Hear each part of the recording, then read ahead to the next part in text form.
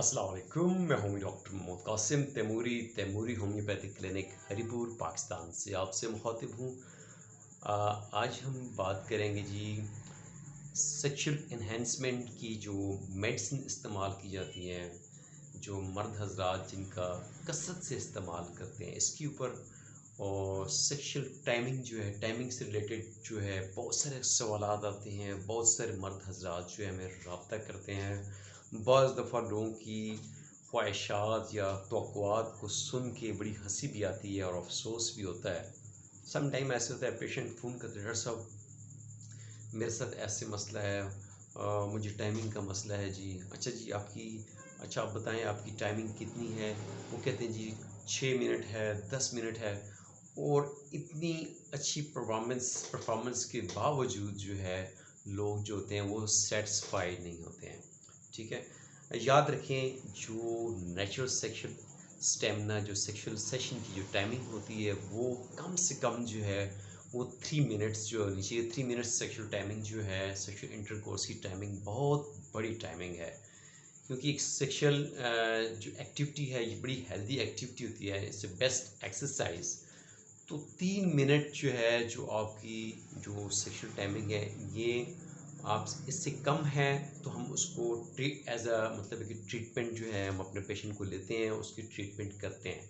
ठीक है, लेकिन 3 मिनट अगर पेशेंट हमें कहता है जी कि मेरी जो टाइमिंग है 3 मिनट है, 5 मिनट है, 6 मिनट है, 7 मिनट है, तो उनकी साइकोथेरेपी की जाती है। साइकोथेरेपी, उनकी काउंसलिंग।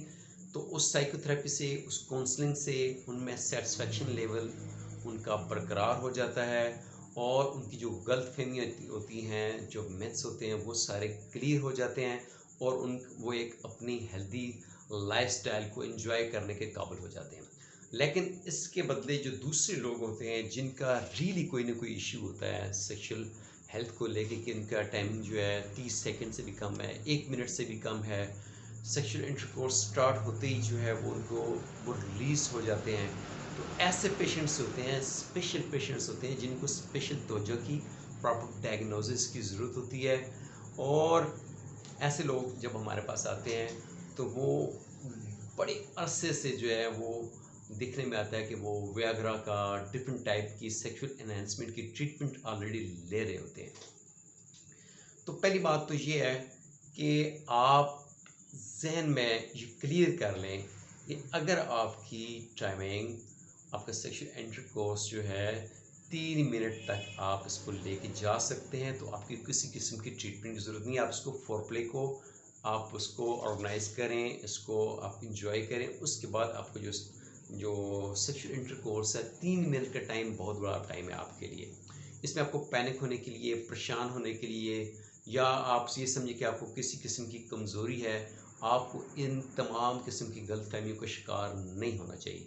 और बहुत ज़्यादा यूट्यूब, गूगल का इस्तेमाल, जो ऐसी वेबसाइट, जो ऐसे पेजेस हैं जो आपको डराते हैं, जो आपको जो है परेशान करते हैं, जो आपको फेक न्यूज़, फेक गैर तस्दीक शुदा मेडिकल अपडेट्स देते हैं, उनसे आप अपने आप को दूर रखें। हम आपको प्रोवाइड करते हैं proper awareness, proper counselling, psychotherapy और इसके साथ साथ फिजिकल एक्सरसाइजेज और best homeopathic, individualised homeopathic treatment, इनफ्रादी ट्रीटमेंट। हम जनरलाइज ट्रीटमेंट नहीं करते।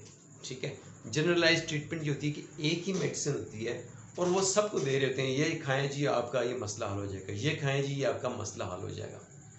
होम्योपैथी का पिलर, होम्योपैथी की पहचान, होम्योपैथी का एजाज़, होम्योपैथी की शान ये है कि हम इनफरादी इलाज करते हैं। हर मरीज़ जो है वो डिफरेंट है। जैसे आपकी 5 उंगलियां बराबर नहीं हैं, ऐसी 5 मरीज़ बराबर नहीं हो सकते। उन सब की काजेज़ एक जैसी नहीं हो सकती, उन सब का लाइफस्टाइल एक जैसा नहीं हो सकता, उन सब की बीमारियां एक जैसी नहीं हो सकती, उन सब का मिजाज एक जैसा नहीं हो सकता, उन सब की हार्ट हेल्थ एक जैसी नहीं हो सकती, उन सब का वज़न एक जैसा नहीं हो सकता।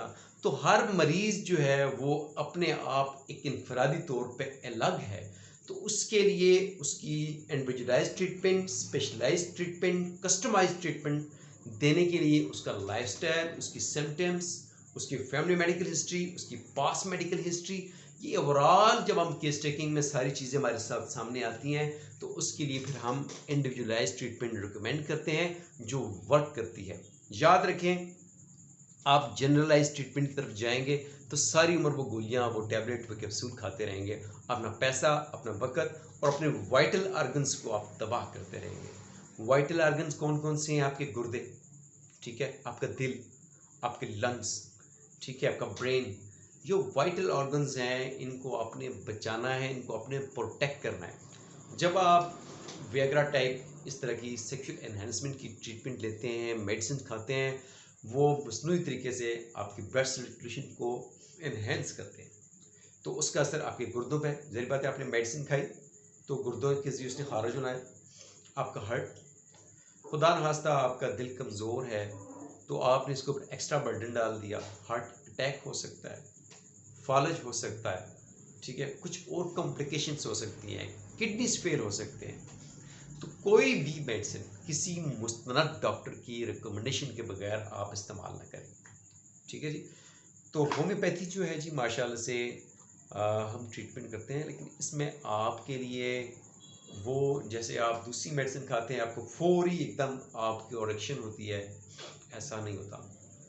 हम ट्रीटमेंट देते हैं। ट्रीटमेंट यानी आपका अपना जो मैकेनिज्म है, आपकी अपनी बॉडी जो है वो नॉर्मल वर्क करनी चाहिए।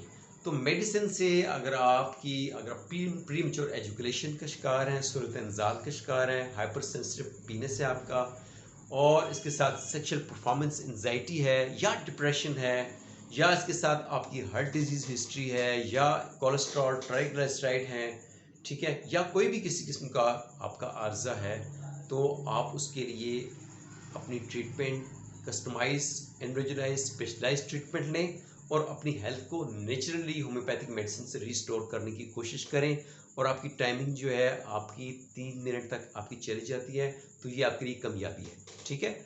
और इसको आप इंजॉय इसी टाइमिंग में रह के आप कर सकते हैं, ठीक है ना। जब आप सेक्सुअल एनहांसमेंट की आप मेडिसिन खाते हैं तो आप जो है बिलाशुबा आपका जो सेक्सुअल इंटरकोर्स सेशन जो होता है वो बढ़ जाता है, 10 मिनट, 15 मिनट, आधा घंटा भी हो जाता है। लेकिन इसके साथ इस ताल्लुक को, इस सेक्सुअल परफॉर्मेंस को, इस सेक्सुअल इंटरकोर्स को आप कभी भी इंजॉय नहीं कर सकते, आपको कभी भी प्लीज़र नहीं मिल सकती। तो प्लीज़र आपको मिलेगी नेचुरली जब आपकी बॉडी वर्क करेगी। तो अपनी इस सेक्सुअल लाइफ को एंजॉय करने के लिए आप जो है अपनी नेचुरल टाइमिंग को जो है इन्हेंस करें, उसी को रिस्टोर करें और उसी पे आप जो है अपना सेटिस्फैक्शन लेवल जो है लेके आएँ। जब भी आप दूसरी मेडिसिन्स, आप विएग्रा वगैरह किसी किस्म की सेक्सुअल एनहांसमेंट की मेडिसिन खाएंगे तो उसमें आपको प्लीज़र नहीं मिलेगी, आपको थकावट मिलेगी, आपको सेटिस्फेक्शन नहीं मिलेगी, और इसके साथ आपके ऑर्गन्स को जो है नुकसान भी हो सकता है। आपने कितनी सारी ज़िंदगी आपने क्या ये मेडिसिन खानी है, आपने मेडिसिन जो है खानी होती हैं फॉर द लिमिटेड टाइम, 1 हफ्ता, 2 हफ्ते, 1 महीना, 2 महीना।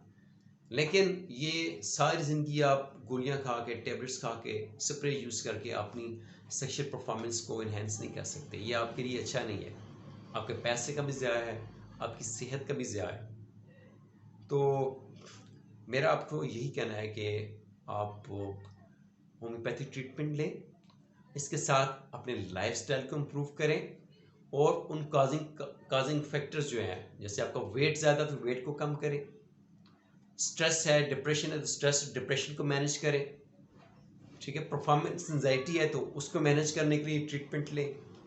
ट्राइग्लिसराइड, कोलेस्ट्रॉल, या आपकी शरीयानी दूसरी वजह किसी वजह से तंग है तो उसको आप मैनेज करें। सिगरेट नोशी को अवॉइड करें और अपनी सोच को मुस्बत रखें, तो अल्लाह पाक आपकी सेहत को जो है बड़ा स्पीडी आपकी रिकवरी होगी और अपनी हेल्थ को आप रिस्टोर कर पाएंगे। तो ये छोटी छोटी बातें होती हैं जो मैं अक्सर करता हूँ, लेकिन ये वो बातें होती हैं जो आपको मुख्तलिफ तरह की पेचीदगियों से, डिप्रेशन से, एंजाइटी से और बीमार होने से बचा सकती हैं, आपको मुकम्मल फिट रख सकती हैं। अपना वज़न मैनेज रखें। जब भी आपका वज़न, आपका पेट बढ़ रहा हो, आपका वज़न बढ़ रहा हो तो ये एक हेल्दी साइन नहीं है मर्द के लिए। अपने वज़न को मेंटेन रखें। ब्लड प्रेशर को कंट्रोल रखें, शुगर को कंट्रोल रखें। स्ट्रेस, एंजाइटी, डिप्रेशन जो आपकी ज़हनी सेहत को ख़राब करती हैं, इनको मैनेज करने की कोशिश करें। मुस्बत सोच लेकर अपनाएं और वो काम करें जो आपको ज़हनी सुकून देते हैं, जो आपको खुशी देते हैं, जो आपको इत्मीनान देते हैं। ऐसी चीज़ों से, ऐसे लोगों से, ऐसे कामों से अपने आप को दूर रखें जो आपके अंदर पछतावा, जो आपके अंदर परेशानी, जो आपके अंदर ज़हनी दबाव, जो आपके अंदर तशवीश को पैदा करें। इंशाल्लाह फिर आपसे बात होगी। Thank you. अल्लाह हाफ़िज़।